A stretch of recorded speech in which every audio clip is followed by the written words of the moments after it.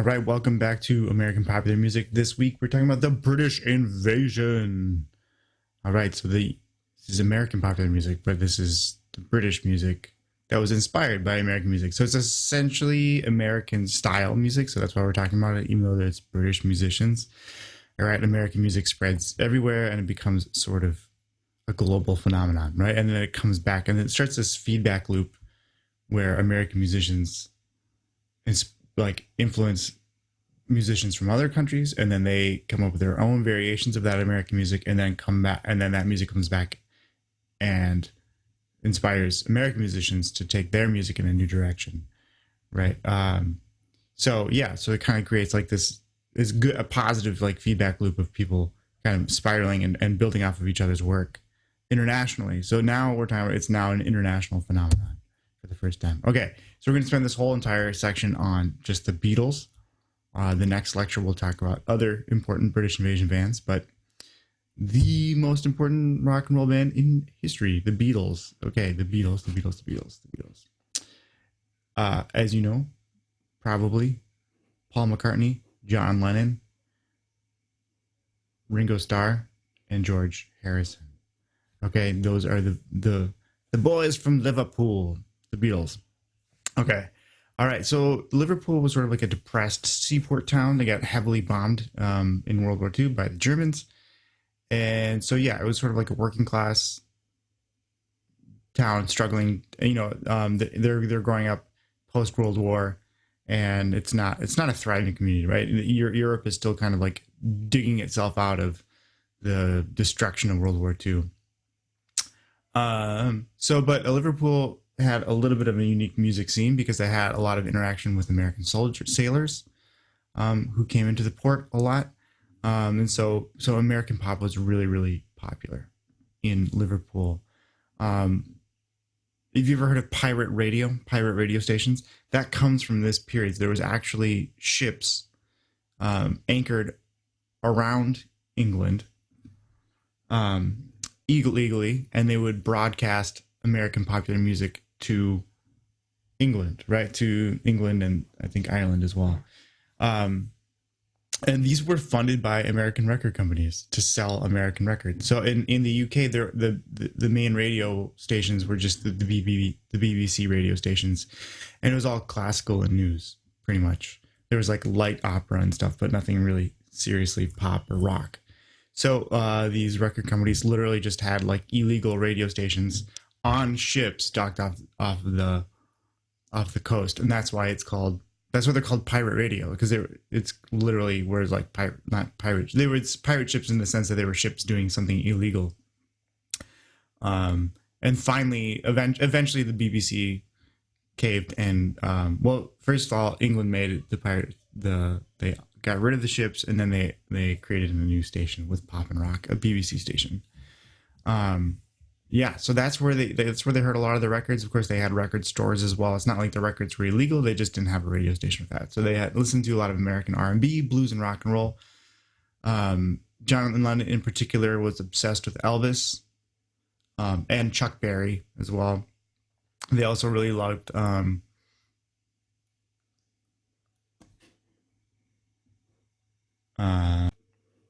Carl Perkins. They really loved Carl Perkins too. Blue Suede Shoes. So John Lennon, he starts a band in high school called the Quarrymen, named after the school they went to, in 1956. McCartney joins it in 1957, the next year, and then he also brings in his friend George Harrison a year later, right? So, okay, just to be clear, so John Lennon plays guitar and sings. They all sing. So John Lennon plays guitar. Paul McCartney, he plays bass most of the time in the Beatles. Once we hear that we know of.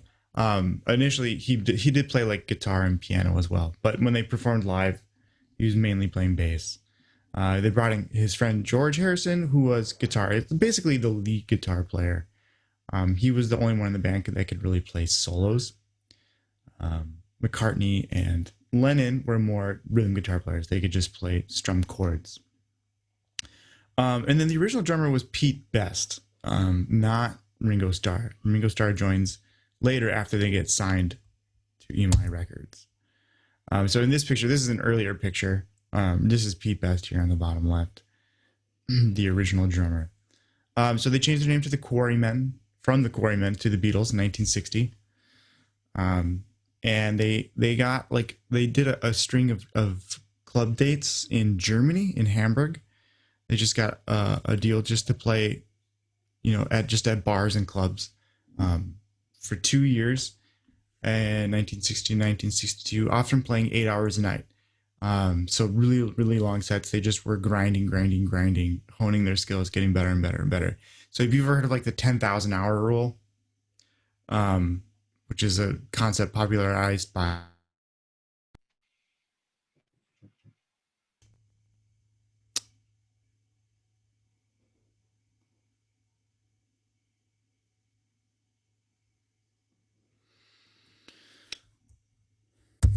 Okay, sorry. Microphone issue. Okay, so where was I? Are you recording? Recording.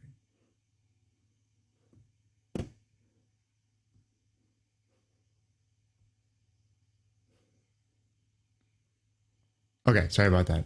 The microphone came off. Okay. All right, where are we at? So the 10,000 hour rule, Malcolm Gladwell. The science behind it is maybe a little bit loose. There's maybe not, it's not really strictly a 10,000 hour thing, but this is the, every great band or artist or athlete puts in a ton of work, right? Even if we're not aware of it. And this is where the Beatles really honed their skills and got better at their instruments and their songwriting and everything. It's this time in England and Germany. And this is all like behind the scenes, right? We don't think of, when we think of the Beatles, we don't think of this, their club dates in Germany, because they weren't famous yet, right? And they weren't making great records yet. But that's what enabled them to do that, right? This is where they weren't just born with this talent. Like, they really worked at it really, really hard. Okay. They started to get more dates back in England, starting in 1961. There's a place called the Cavern Club. They started to really build a following. Eventually, after months of doing this, people would be lined up outside the door before they started to play, and started to get really, really popular locally. Okay, they got the local record shop owner decided to manage them, and he tried to get them a record label deal, and failed repeatedly until finally a subsidiary of EMI called Parlophone signed them in 1962. And it was George Martin, who produced all of their great albums, who actually went to the mat for them and got them signed.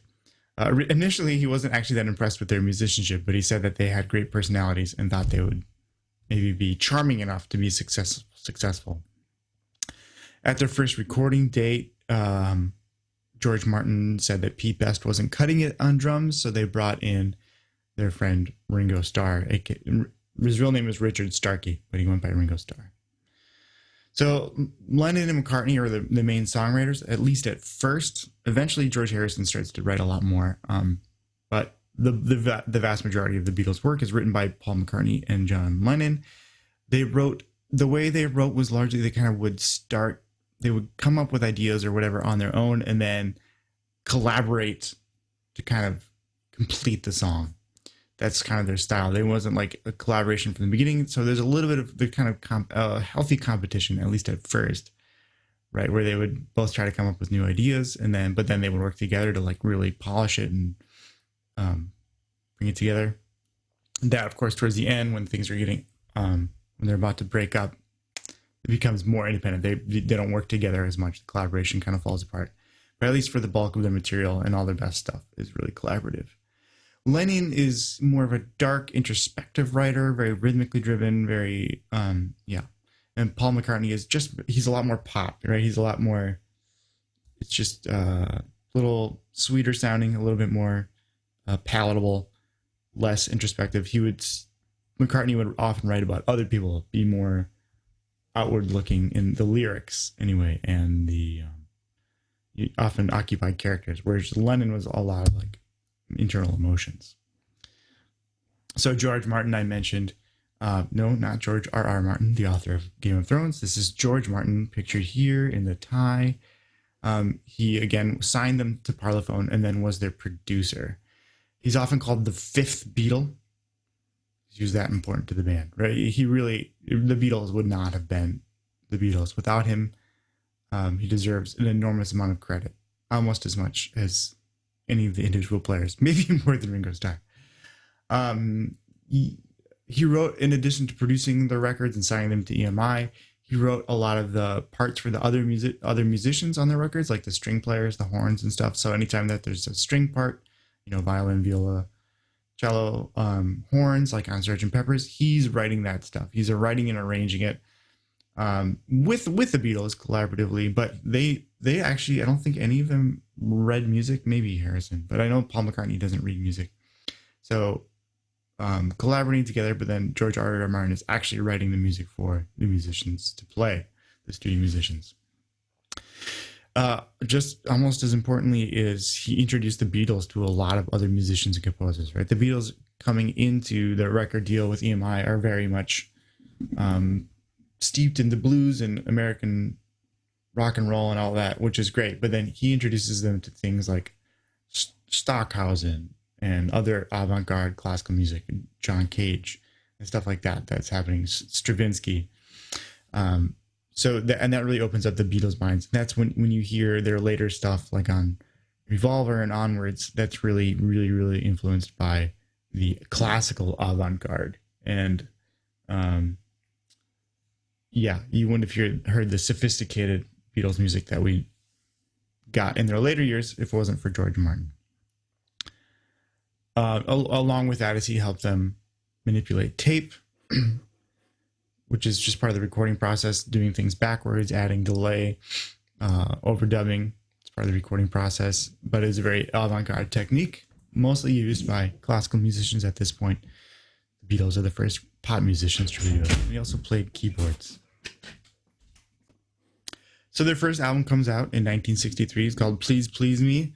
Got all 8 original tracks, which is a lot for the time. At this time, like, it's pretty common for musicians albums to have a lot of covers. This is not entirely original music. There are covers, but it's more than typical, right? So Lennon and McCartney are very productive songwriters. Title track goes to number 1. Let's take a listen to that. So this is like the first, title track from their first album, Please Please Me.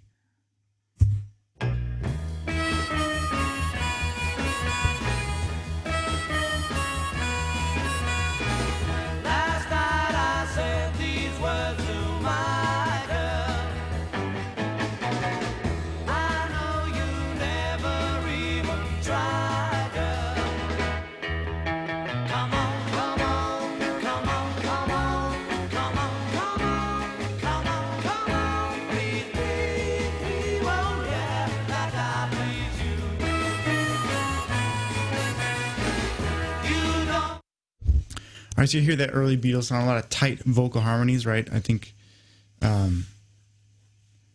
lot of like doo-wop influence in that early stuff. But it's very simple, it's just guitar, bass, drums, and a lot of good vocals. I think that's a Lennon song, Please Please Me. Love Me Do is on there as well from that album. It does really well in the UK. It doesn't really make a splash in the US. But they're starting to get famous in the UK. The second album, Meet the Beatles, also went to number. The whole album went to number 1 for 21 weeks. So this is the beginning of Beatlemania in Britain, right? They're starting to really get popular. The first album introduced them to the public, and now the public is starting to go nuts for them. Okay, this album covers Chuck Berry's Roll Over Beethoven, and a number of other American rock and roll hits. Let's take, I think do I have a recording from here? No. Okay. Let's just keep going. Beatlemania comes to the US. In 1964 is when they first land there, but of course their music has been there. So after that second album, it starts to permeate across the pond and come to the United States and get really, really popular. Okay. So first, as I mentioned, they weren't that popular. The U.S. was really consumed by the tragedy of the Kennedy assassination in November 1963. But if just a few months after that, they appeared on the Ed Sullivan Show in 1964, early 1964, and that's when that just really cements their. I mean, when they arrived, they were popular. They were flocked when they landed at JFK Airport in New York. But it's the Ed Sullivan Show that really brought them to national attention. Everybody watched their performances on the Ed Sullivan Show. And their records. So their records were released a little bit differently than they were in the UK. They came a little bit later, and when they finally came out, 5 went to the US, went to number 1, which is pretty crazy. So they just the only reason one song gets knocked off in the number 1 spot is because another Beatles song goes to number 1, which is just crazy. They're just so popular. Everybody loves them.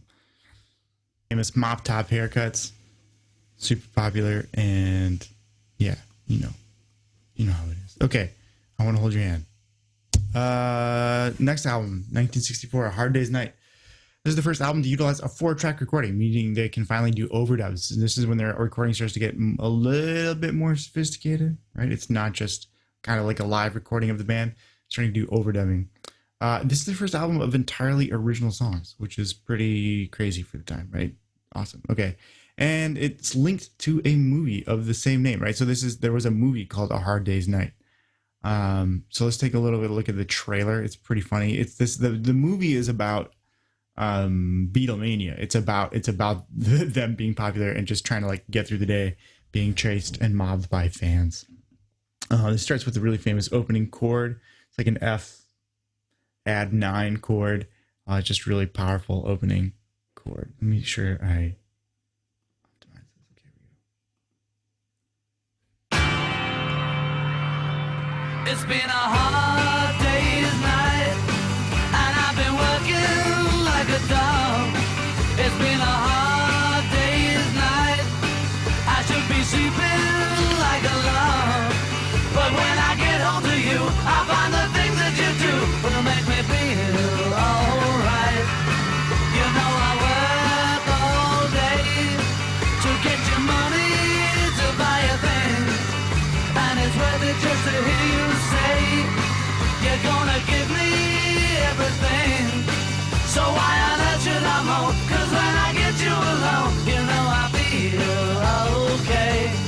When I'm home, everything seems to be right. When I'm home, feeling you holding me tight, tight, yeah. It's been a hard day's night, and I've been working like a dog. It's been a hard day's night, I should be sleeping like a log. But when I get home to you, I find the things that you do will make me feel alright.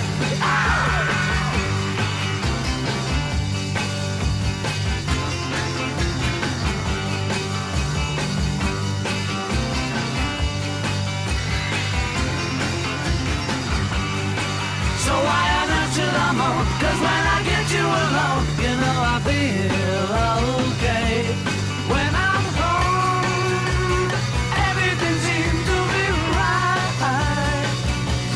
When I'm home, feeling you holding me tight, tight, yeah. It's been a hard. All right, you get the idea. It's pretty goofy. I love Paul McCartney with like the French goatee and mustache. It's pretty hilarious. Okay, Beatles for Sale comes out later that same year. It's like not a great album, to be honest. It's not well received either with critics. It just is. They were just tired. I mean, their first album came out in 1963, so this is like their 4th album in 2 years. Plus, they're touring constantly, and and they just made a movie. Okay, that means they're just wiped out. They don't have any more gas in the tank. So like, there's not many originals. It's mostly covers, and it's not their best. It's not their best effort. But there are a few gems in there, like 8 Days a Week. Or redo them. I don't know what that is. Hang on. Audio got off. 8 Days a Week. Here we go.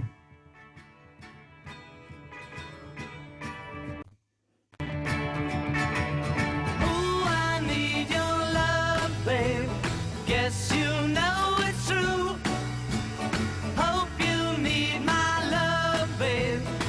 just like I need you. Hold me, love me, hold me, love me. I ain't got nothing but love, babe. 8 days a week, love you every day, girl. Always on my mind. Okay, I mean, by modern standards, it's not like wildly experimental, right? It's feels pretty straightforward. But there's just like subtle things happening that weren't happening in earlier records of the Beatles or other Beatles, right? For example, there's like acoustic and electric guitar and some organ. Something I can say, girl, love you all the time. No, I misspoke. Just so there's acoustic and electric guitar. Changing textures. There's clapping, so they had to overdub the clapping because they couldn't have been playing their instruments and clapping at the same time. So that's another layer. And the clapping is a hard pan to the left, so they're really into panning. So that means it's only on one side of your headphones or your stereo. So it's like another thing. So it's just getting, and the vocals. Hold me, love me, hold me. The harmony's like pretty tight. Okay, cool. So now we're getting to like kind of like the transformative area. All that, those first 4 albums are like pretty, they're really good, but they're pretty straightforward kind of pop. But from this point on, they started to really transform rock into an art form. So what Louis Armstrong did to jazz, like elevating it from like a music of the people, something really fun and like regionally, famous with a certain niche audience, and bringing it to like becoming it into an art form, really elevating it to another level, right? So people didn't think jazz could be a high art form. Louis Armstrong showed that it could be. Same thing with rock and roll and the Beatles. The Beatles, I mean, rock and roll is popular with young people. The Beatles show that it could be a high art, and so like make it appealing to basically everybody. So up until the Beatles, not everybody was listening to rock and roll, but now like everybody listens to pop or rock in some point, shape or form, pretty much. So Help comes out next. That's their next album. One of the, a lot of people point to when the Beatles meet Bob Dylan in 1964, hang out in New York City together for several hours, and influenced by Bob Dylan's lyrics and how, and his approach, his raw, authentic approach to music. Of course, the Beatles influenced Bob Dylan too. But yeah, so that's kind of like a pivotal moment in their trajectory. Help is also another movie. The lyrics are a little bit more introspective, a little bit darker, and the music becomes more varied. It's not all just kind of like drums, bass, guitar, rock and roll. Let me play a little bit of this trailer here and listen to Yesterday.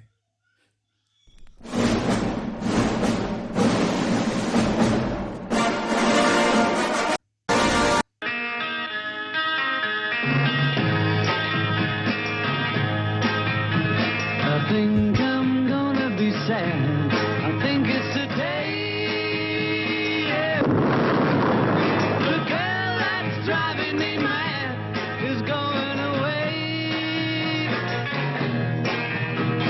She's got a ticket to ride. She's got a ticket to ride. She's got a ticket to ride, but she don't care. Don't care. So this is the famous Beatles. We need protection. Get me protection.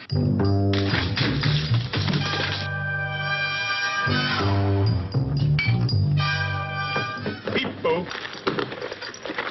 Paul. The ring. She's not wearing the sacrificial ring. In the name of science, I demand that ring. They expect me to cut my finger off.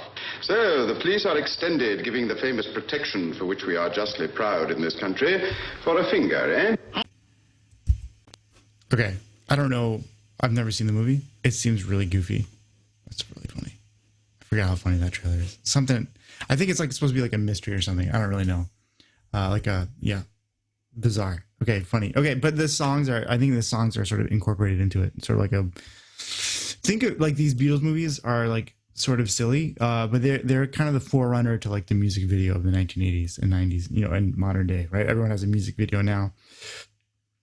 They didn't have MTV back then, right? So this is kind of what it was instead. These movies turned into with music in them. So let's listen to the most important song of this album, though, Yesterday. So this is pretty unique, and it's like only strings and acoustic guitar, right? No drums or electric guitar or bass. And this is a Paul McCartney song. It is the most covered rock song of pop or rock song of all time. More people have redone this than anything else. Play. Hands up. Sorry, audio issues. Here we go. All right, you can hear it like lyrically. They're growing much more sophisticated, right? I mean, I Want to Hold Your Hand, sure, that's a fun song, but this is like it's poetry, right? These are real lyrics that have like emotional weight to them. 1965, Rubber Soul. They're so productive. 2 albums a year. No one does that anymore. And they were touring as well. It's crazy. Okay. They get more political. They're a little more social, talking about civil rights and that sort of stuff. Again, influenced by Bob Dylan. It's even getting even more musical variety, right? The acoustic guitar and strings was kind of a break from their usual format. Now we're getting into like other exotic things, such as a sitar, which is the classical Indian instrument. I'll point it out to you. It'll be on the song Norwegian Wood, which we'll listen to. Lyrics are getting better. And there's like this Baroque piano thing that George Martin plays as well on some of the tracks. Here's Norwegian Wood. I'll point out the sitar here.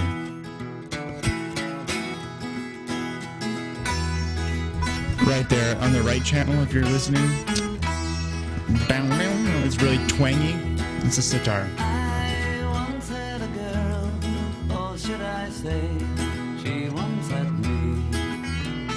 She showed me her room, isn't it good, Norwegian wood. She asked me to stay and she told me to sit anywhere. So I looked around and I noticed there wasn't a chair. Sat on the rug, biding my time, drinking her wine. We talked until 2, and then she said, it's time for bed.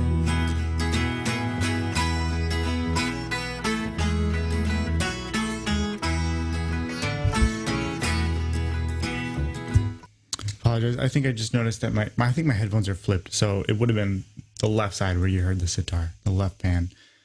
And earlier when I talked about the clapping, that would have been the right pan, the right headphone.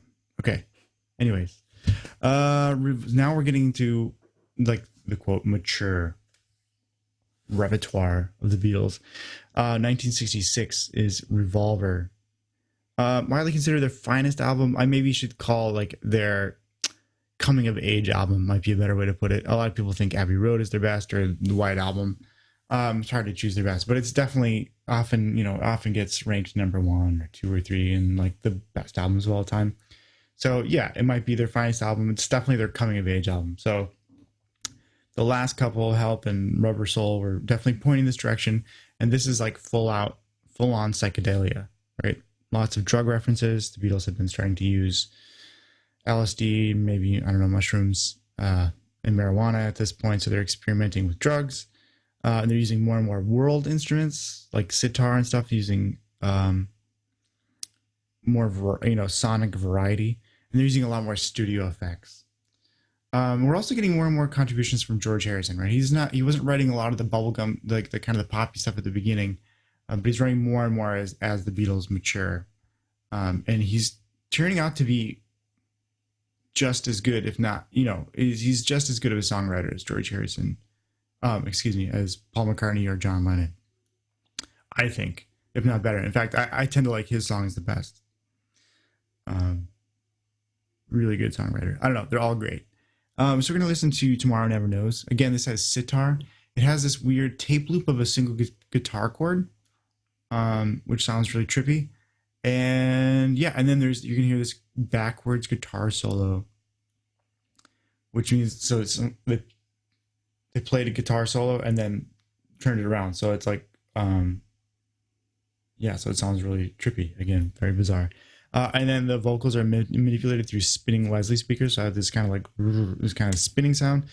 It's a style you don't need to know, but it's a type of speaker. But they sang it through Leslie speakers and recorded it through those speakers. So it's got this, again, very psychedelic sound to it. There's the sitar.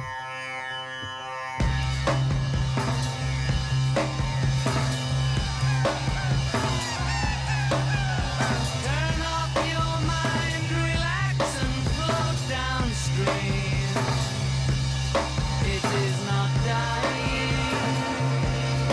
It is not dying. Lay down all thoughts, surrender to the void. It is shining. It is shining. That you may see the meaning of within. It is being. It is being.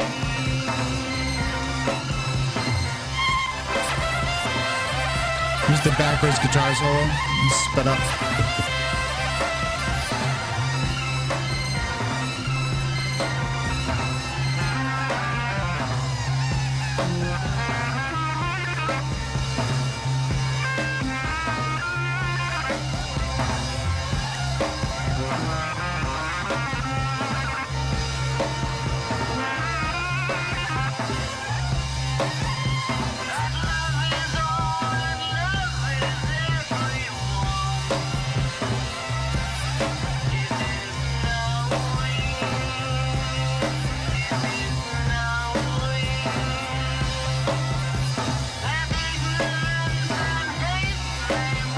So here's the vocals to the Leslie speakers.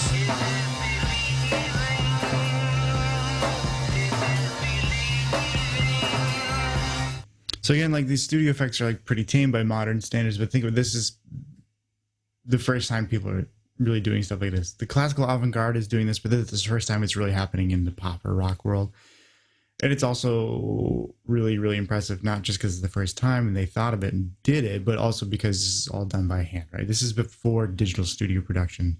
So they're literally having to take pieces of tape that they recorded on, like magnetic tape, that they record something on it and then cut it up or make it go backwards or layer it. And they're doing the Leslie speaker effect by hand, like actually getting Leslie speakers. Now you can just get a VST plugin or something and do it on your laptop. Anyone can do it like in a click for basically nothing. But everything like that took like hours of planning and effort and refinement to do it like by hand with physical equipment. Very impressive. Okay. They stopped touring because they're basically, they're both burned out and like you can't play that live. Now you can, again, with a laptop, but back then, like there's way too much studio equipment and time and recording and re-recording tape manipulation to make that happen live. Impossible. Sgt. Pepper's Lonely Hearts Club Band is their next album. It takes a really long time to come out though, so people are like getting anxious. People are worried the band's gonna break up or something, so they released 2 singles, an A and a B side, Penny Lane and Strawberry Fields, which are both about they're nostalgic songs about Liverpool. These are places in their childhoods. We listen to Penny Lane. It's got a lot of horns in it. And it's imitating, this is sort of in response to the Beach Boys' Pet Sounds. Remember, there's sort of like a tit for tat for a while, right? While Beatlemania is happening, so is Beach Boys are really, really popular too. And Pet Sounds is sort of like Brian Wilson throwing down the gauntlet. You hear this like great trumpet solo. Yes, I'm a trumpet player, so I'm partial to it, but it also is just like a really famous moment. It was written by George Martin, the producer, and played by David Mason from the Royal Philharmonic. Let's take a listen to Penny Lane. Penny Lane, there is a barber showing photographs of every head he's had the pleasure to know, and all the people that come and go.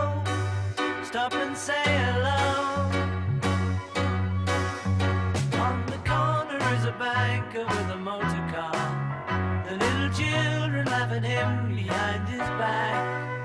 And the banker never wears a Mac in the pouring rain. Very strange. Penny Lane is in It's a great modulation to a chorus. Very.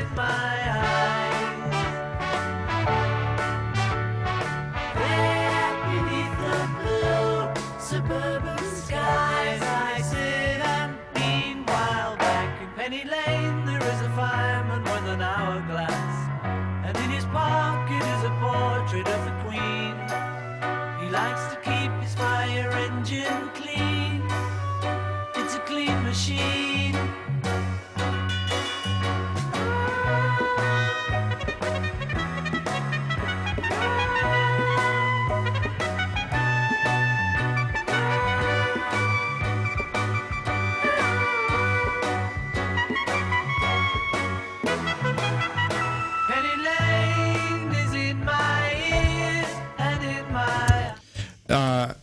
I believe it's a Paul McCartney song. It is a really sophisticated pop tune. It's got great modulations in it. It's just, yeah, you've probably heard it before. Really, really popular, famous song.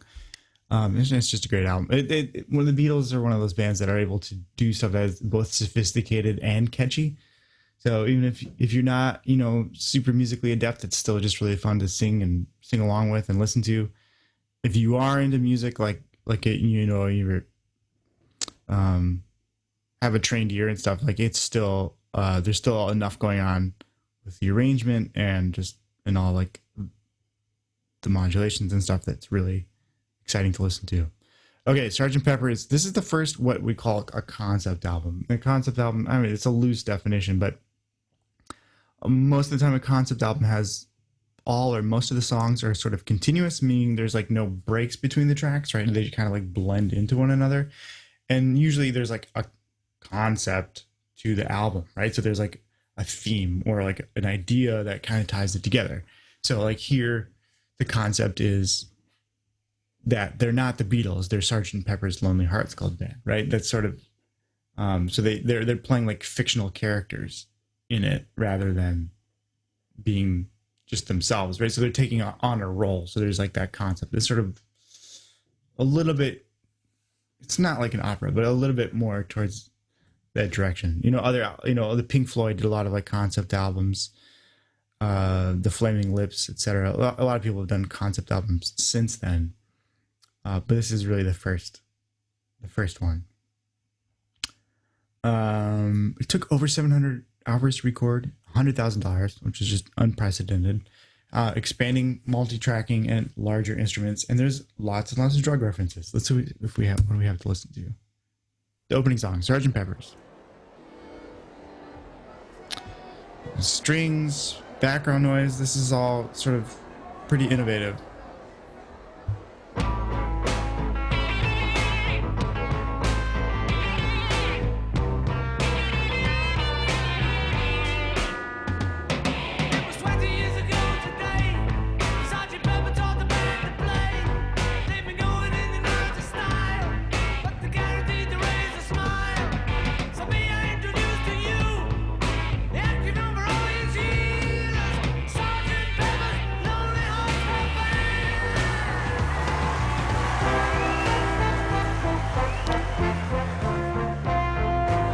Brass section.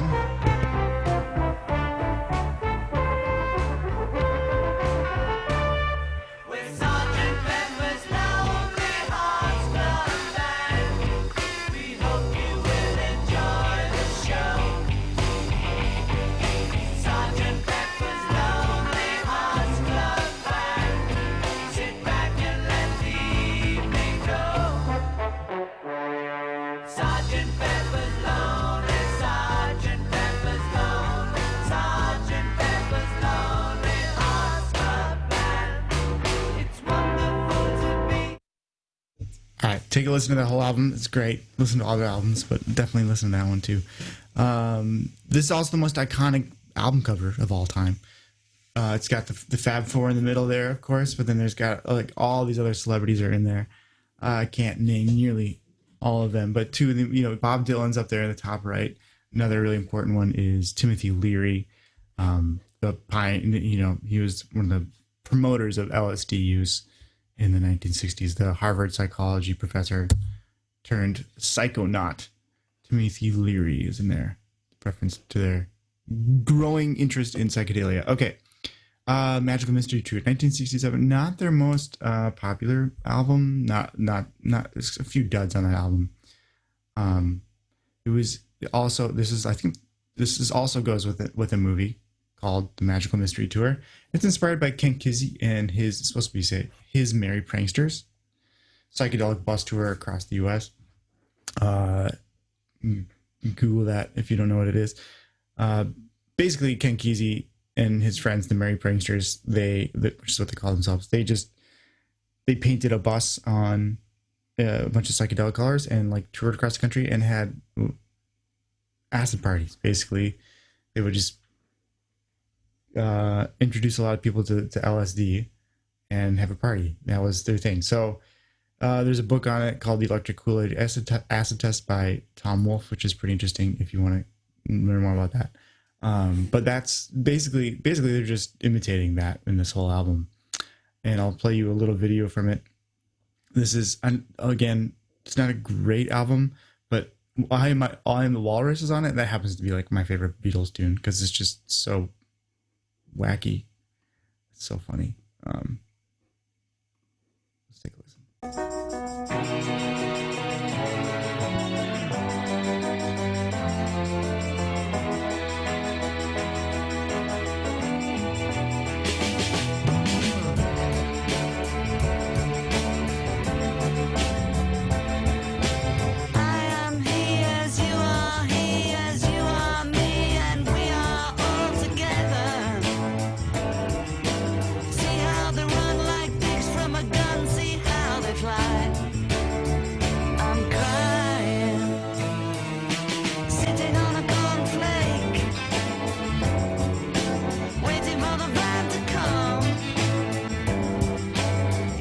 T-shirt, stupid bloody Tuesday, man. You've been a naughty boy, you let your face grow long.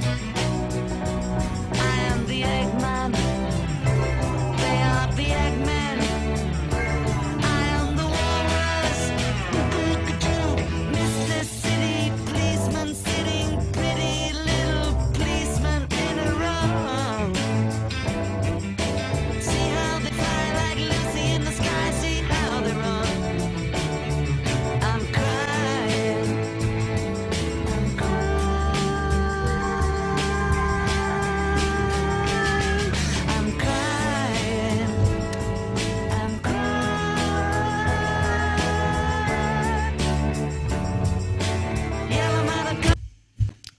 All right, you get the idea. Supposedly, that melody of the verses was inspired by sirens in the UK, which makes sense. The kind of two-note half-steps thing. Inspired by that. Okay. Lady Madonna and Hey Jude released as singles in between the Magical Mystery Tour and the White Album. Lady Madonna sounds just like Fats Domino. This is a tribute back to their original influences. Again, having audio issues every time I play a video. In 1 second. I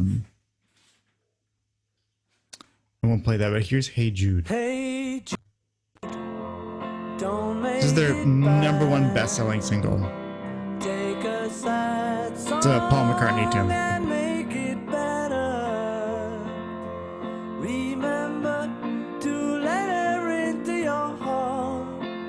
Then you can start to make it better. Hey Jude, don't be afraid. You were made to go out and get her. The minute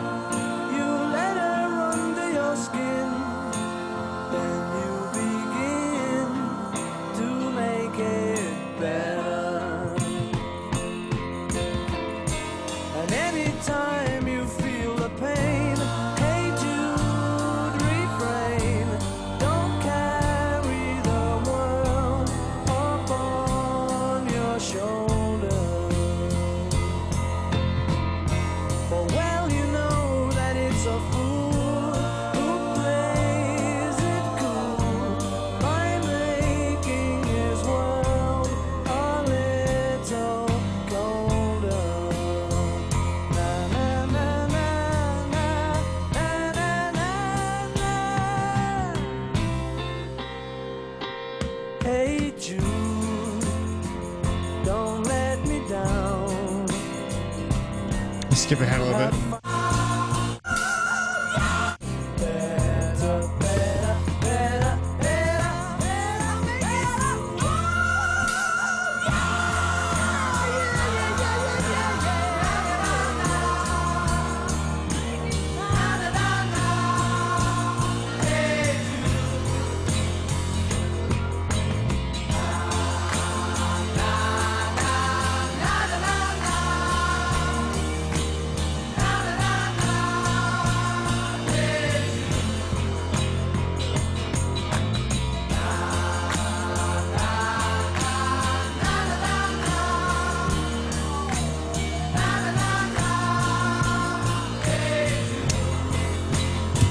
All right, take the listen. If you haven't heard that before, listen to the whole thing. But that, you've probably heard that before.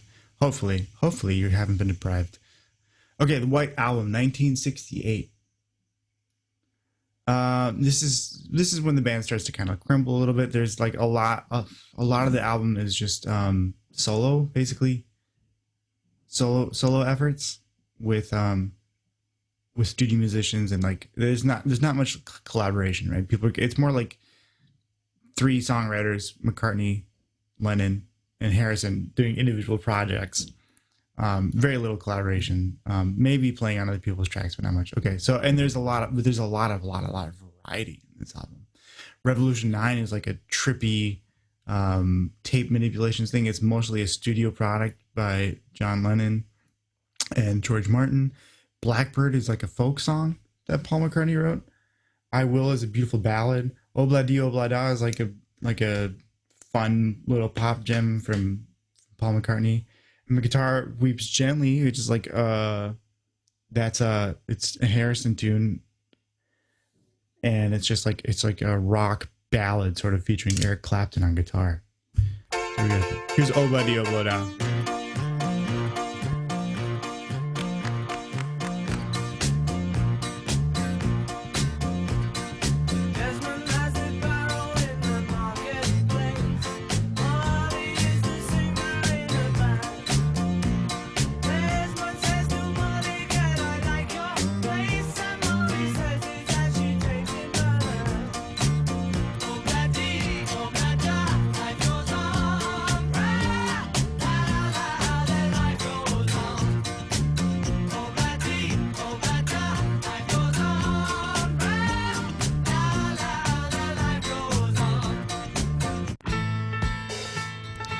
Here's While My Guitar Gently Weeps.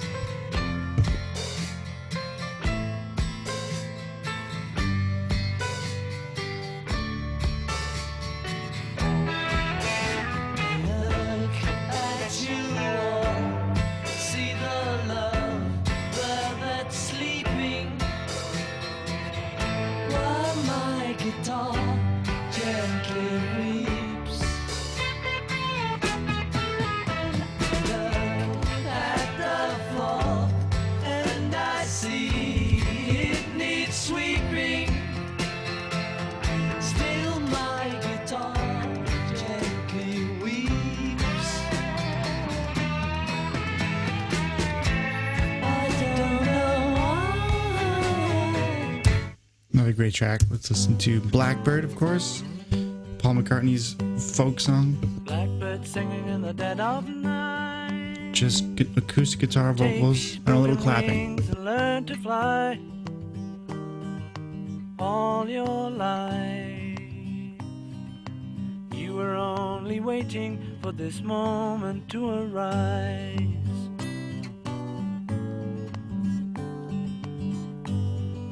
Blackbird singing in the dead of night. Take these sunken eyes and learn to see all your life.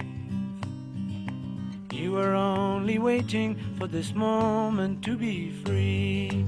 Blackbird fly, blackbird fly into the light of a dark black night. Another great track, just so much variety.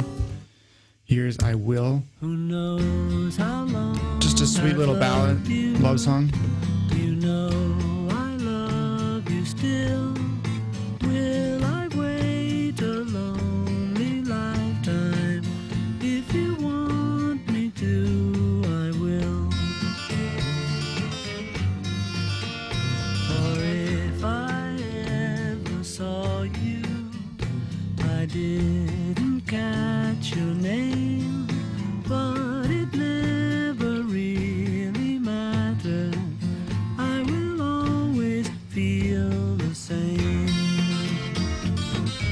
you forever and forever. Love you with all my heart. Love you whenever we're together. Love you when we're apart. And when at last. All right, and then last but definitely not least, Revolution number 9. This was a revolutionary song.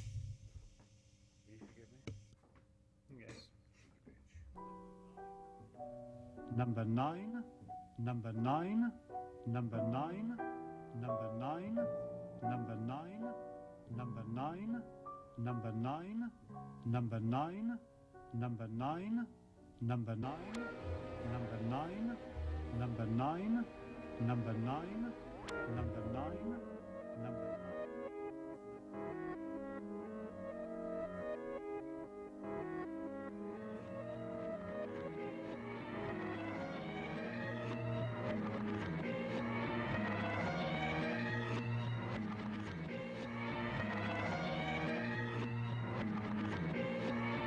This is a really long track, so I'm going to fast forward a little bit because it gets increasingly bizarre. It's about 8 minutes long. Here's about halfway through.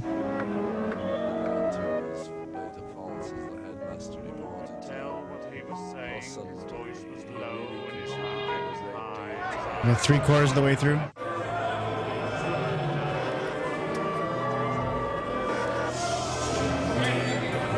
And towards the end.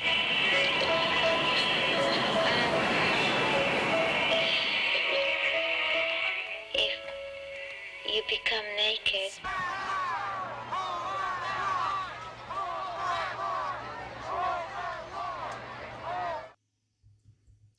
So that's something, you know, very much in the model of like something Stockhausen would have been doing, or Pierre Schaeffer at the time, or actually a little bit earlier. So this is probably about, a few years later after the classical avant-garde was doing that sort of stuff. But yeah, I mean, the whole thing is just a studio tape manipulation product. It's not pop or rock at all. It's just, it's experimental high art music. It's very, very sophisticated and kind of crazy that it's on a rock album like that. Okay, a couple more albums. Let It Be was recorded next, but it wasn't released until after the band broke up because of disagreements about how it should go. It was supposed to be like a back to basics sort of thing where they just, played their instruments and sang, just supposed to be pretty straightforward. But by the time they were done, no one wanted to like mix it. And so just like a studio, just a staff engineer ended up mixing it and they didn't like it. And then so later in, like they Phil Spector from LA, the guy who did the Wall of Sound and recorded the Crystals and the Ronettes, etc. and the Beach Boys, he came in and he kind of reproduced the whole thing, and he took the master tapes and added like a lot of strings throughout the album. But some of the Beatles, especially like McCartney, really hated that because that's not what was intended. The biggest hits from the album were Let It Be and A Long and Winding Road. I think I have Let It Be up here. No, I don't. Here's Let It Be.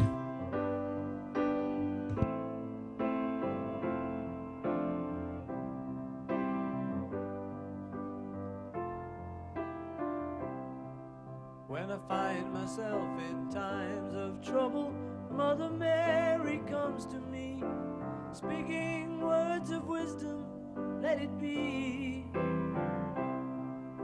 And in my hour of darkness, she is standing right in front of me, speaking words of wisdom, let it be.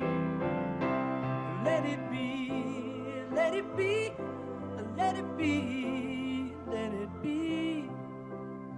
Whisper words of wisdom, let it be. And when the broken-hearted people living in the world agree, there will be an answer, let it be.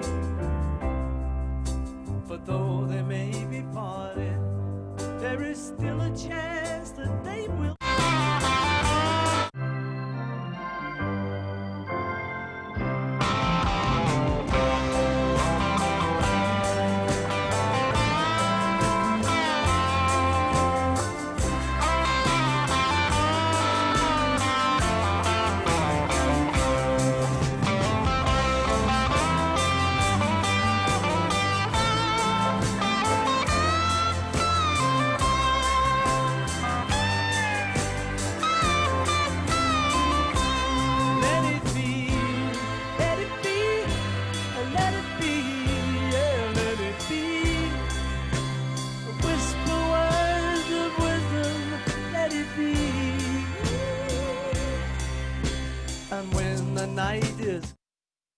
So you hear those like all the like the orchestra, and there's like the choir and stuff. There's all those horns and strings and stuff going on.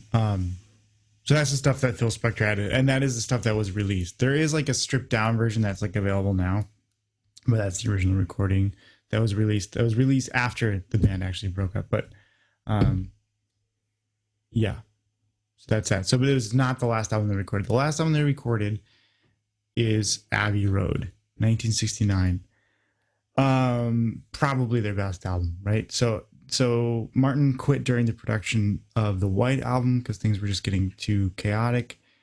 But they begged him, and he came back to produce this album. It's got a lot of hits. It's got a lot more Harrison songs than ever. Again, George Harrison is really coming into his own. And it ends with this awesome 8-song medley. I'm not going to take the time to listen to it with you, but you should listen to the whole thing. Mostly McCartney tunes. At the end of the album, there are all these short little it's 8 songs that are all relatively short. We're going to listen to Here Comes the Sun, which is a George Harrison song. Here it is. He wrote this at Eric Clapton's house.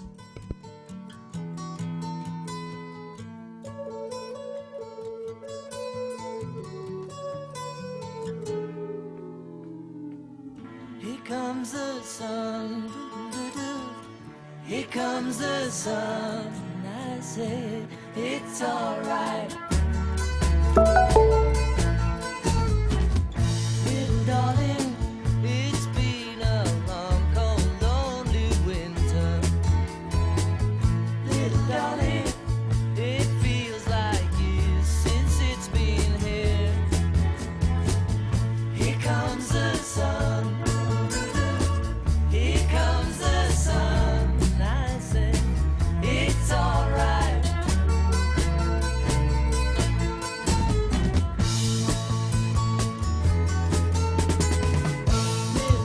All right, great song. Listen to the whole thing. One of the best Beatles songs, in my opinion. Okay, Come Together.